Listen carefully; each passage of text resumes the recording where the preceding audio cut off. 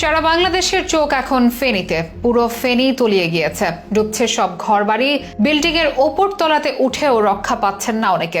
নিখোঁজ অনেক মানুষ, বিচ্ছিন্ন যোগাযোগ ব্যবস্থা। স্মরণকালের সবচেয়ে বাজে সময়টি যেন পার করছে ফেনীবাসী। একটি মানুষও ভালো নেই। জীবনের অনিশ্চয়তা আর উদ্বেগ উৎকণ্ঠায় দিন পার হচ্ছে সবার। রাষ্ট্র যদি সব শক্তি দিয়ে ঝাঁপিয়ে না পড়ে, অনেক প্রাণহানি ঘটতে পারে ফেনীতে। কারোর সাথে কারো যোগাযোগ নেই, এমনকি ভলান্টারিও অনেক অংশে ভেঙে পড়েছে। সবাই প্রাণ বাঁচাতে ব্যস্ত। কয়েকদিন আগেও কেউ ঘুণাক্ষরেও ভাবেনি এতটা খারাপ দিন নেমে আসতে পারে ফেনীতে। প্রশিক্ষিত আর সজ্জিত বাহিনী ছাড়া এই মুহূর্তে ওখানে খুব বেশি কিছু করাটাও মুশকিল। যতই সময় যাচ্ছে ফেনীতে বন্যা পরিস্থিতি ততই ভয়ঙ্কর হচ্ছে। বন্ধ হচ্ছে না উজান থেকে নেমে আসা পানির স্রোত ও ভারী বৃষ্টিপাত। সবশেষ কি অবস্থায় আছে ফেনী? কতটা ভয়াবহ হতে পারে ভবিষ্যৎ চিত্র? ইতিহাসে আগে এমন কখন হয়েছিল ফেনীতে? কিভাবে হবে সংকট নিরসন? বিস্তারিত থাকছে প্রতিবেদনে।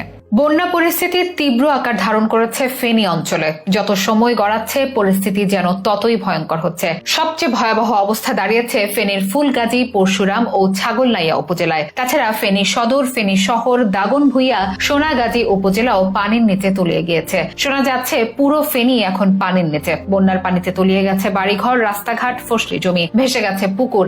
এখনো হাজারো মানুষ পানিবন্দী অবস্থায় রয়েছে এসব জায়গায়। এমন পরিস্থিতিতে এসব এলাকা পুরোপুরি বিদ্যুৎহীন হয়ে পড়েছে। বন্ধ হয়ে গেছে মোবাইল নেটওয়ার্কও। যারা পড়াশোনা কিংবা জীবিকার তাগিদে ঢাকা কিংবা দূরে কোথাও বাস করছেন, তারা পরিবারের সাথে যোগাযোগ করতে পারছেন না। বাড়ির সবাই কি অবস্থায় আছে সেটিও যেন জানার কোনো উপায় নেই। কিছুতেই বন্ধ হচ্ছে না উজান থেকে নেমে আসা পানির স্রোত ও ভারী বৃষ্টিপাত। সেনাবাহিনী বুধবার দুপুরের পর থেকে উদ্ধার তৎপরতায় নামলেও রাতে অন্ধকার ও বিরূপ আবহাওয়ার কারণে তেমন তৎপরতা চালাতে পারেনি বলে জানা গেছে।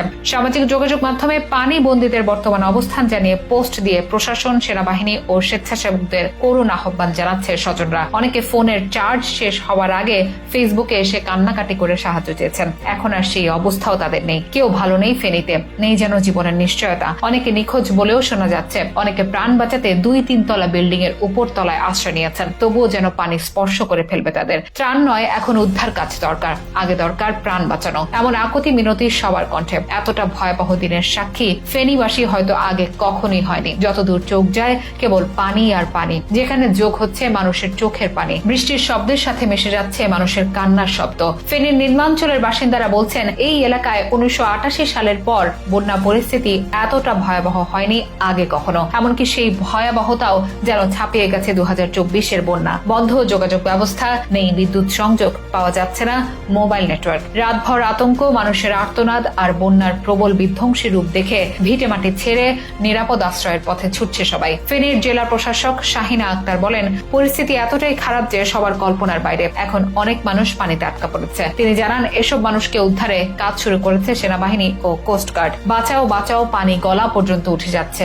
সেনাবাহিনী, কোস্টগার্ড, খবর দাও, আমাকে বাঁচাও। এমন আহাজারি, আকুতি আর জীবন বাঁচানো লড়াই এখন ফেনীবাসীর সঙ্গী।